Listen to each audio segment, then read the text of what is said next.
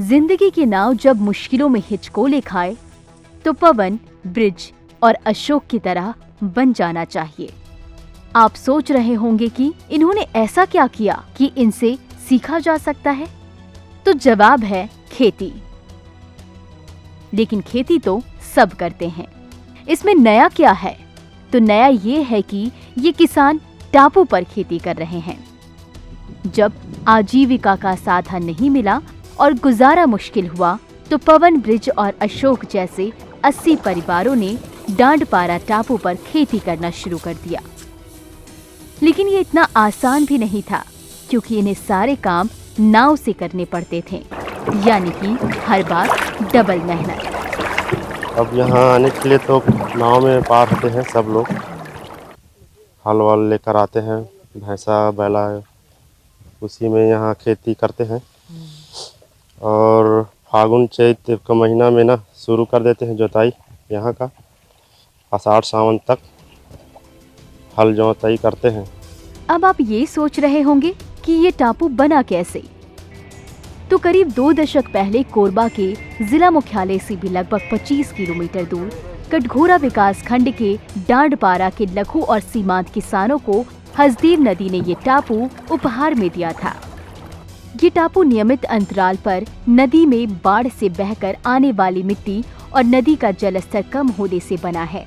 जिस वक्त खेती पर जमीन पर रिहायशी कॉलोनियां बस गई थी और इन सब के सामने पेट पालने का संकट था, उस वक्त 80 परिवारों के लिए ये टापू जिंदगी गुजारने का साधन बन गया।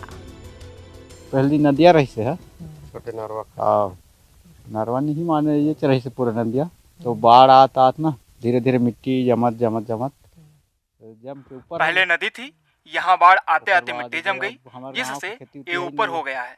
हमारे गांव में खेती नहीं है, पूरा डुबान में है। कॉलोनियां बन गई हैं, यहाँ पूरा गांव खेती करता है।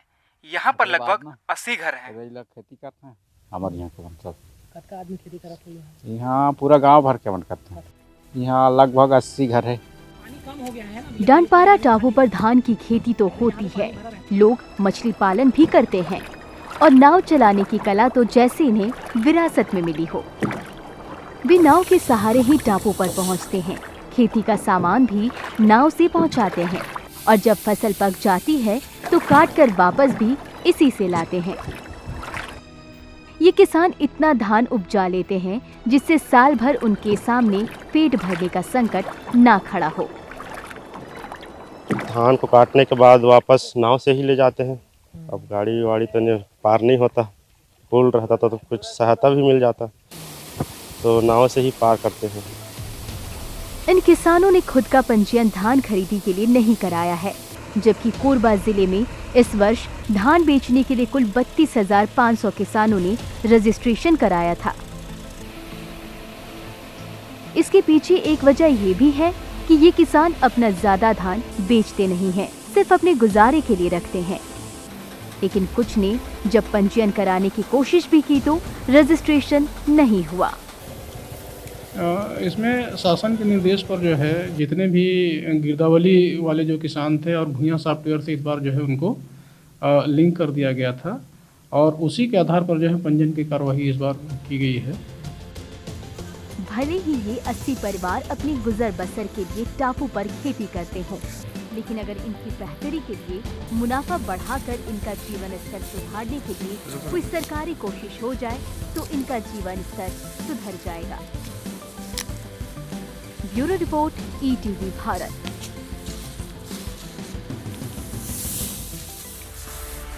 चौबीसों घंटे लगातार खबरें देखने के लिए डाउनलोड करें ETV भारत ऐप।